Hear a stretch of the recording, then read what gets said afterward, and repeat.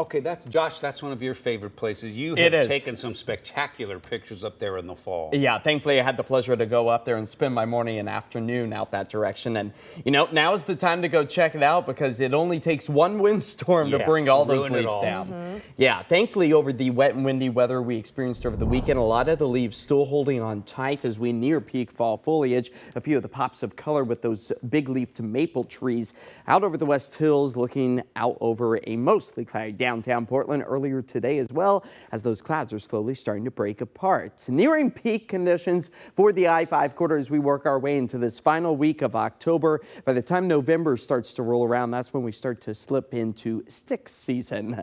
As many of those trees were blowing around in the gusty winds out over the weekend, you can see just how it's shredding some of them, bringing a lot of them to the ground and creating quite the mess. But the rain was beneficial over the past 3 days, measuring more than an inch and a half. Of course, the breadwinner, that was on Friday with more than 3/4 of an inch, and also seeing some beneficial snow, making it look like a winter wonderland anywhere from the government camp area out towards Mount Hood Meadows. Just truly spectacular sights to be seen up in our higher elevated locations. Right now, temperatures managing to hover right around the mid-50s with those clearing skies. We'll get a few more clouds in the mix later tonight as we settle our way into the mid-50s, low 50s just around the corner as the sun sits lower in our sky. But already filling up some of those rain gauges to a couple of 1/100ths of an inch, if not even closer to a 1/10 of an inch in many locations, as our radar and satellite shows that cloud coverage slowly breaking down and that rain potential, it's starting to finally slip away. But for the rest of this evening, hey, maybe take Boba out,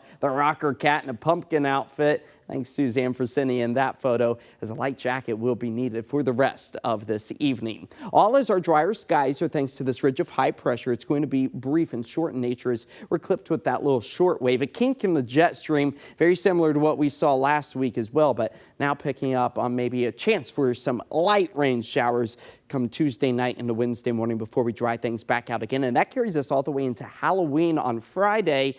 Now, we're keeping a very close eye on this powerful trough of cooler air. We'll be sitting on the fringe of the jet stream. The timing, not perfect, but I'm thinking that we could potentially hold off on some of that wet weather potential until after trick-or-treaters get back home Friday night. So we'll time everything out with our futurecast, expecting to pick up on a bit of an easterly breeze, which is expected to keep us on the dry side as those overcast skies return. Wet weather ramps back up again for Tuesday night into Wednesday. Low impact, though, not measuring up to be very much at all as we dry things back out again by Wednesday afternoon. So over the next 48 hours, anticipating area rain gauges to fill up close to 1/4 to a 1/2 inch to 3/4 of an inch for the I-5 corridor, closer to that 1/2 inch mark out along the shoreline. As tonight we keep our skies mostly cloudy, temperatures falling back into the low 40s with a northeast wind at about 2 to 4. Tomorrow getting back up into the mid to upper 50s with those overcast skies. Very similar to what we saw today. Again, tomorrow I think we'll have a few sun breaks